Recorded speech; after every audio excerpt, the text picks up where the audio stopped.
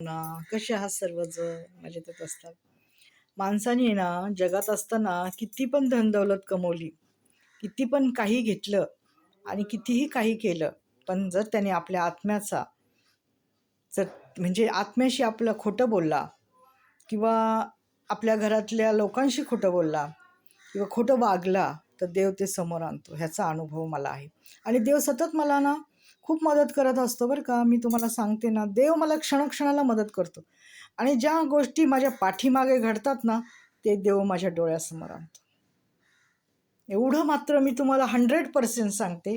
कारण का मी देवाला कळकळून प्रार्थना करत असते, की "हे प्रभू, हे देवा, जे काही माझ्या मागे घडतंय, ते तुला माहिती आहे. ते तू पाहत आहेस." आणि तो असा पडदा सारतो. त्याच्या हाताला असा तो पडदा त्याच्या हाताने सारतो असा नाजूक हाताने आणि आपल्याला दाखवतो, की बघा ही व्यक्ती किती खोटी आहे. ही व्यक्ती किती वाईट आहे. ही व्यक्ती तुम्हाला फसवत आहे.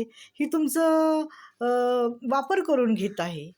असं मला देव वेळोवेळी दाखवतो आणि त्यामुळंच मी फक्त देवावर विश्वास ठेवते. माणसावर नाही.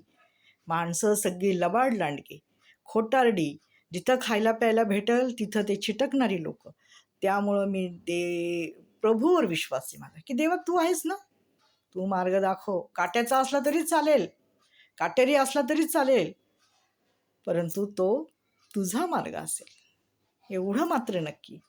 आणि खरे माणूस आहे, मी खरी आहे, मी लबाड नाही आहे. त्यामुळं देव माझ्या पाठीशी 100% उभा आहे. आणि खूप काही गोष्टी देव माझ्याशी करतो चांगल्या आणि तो चांगलंच करणार माझ्याशी.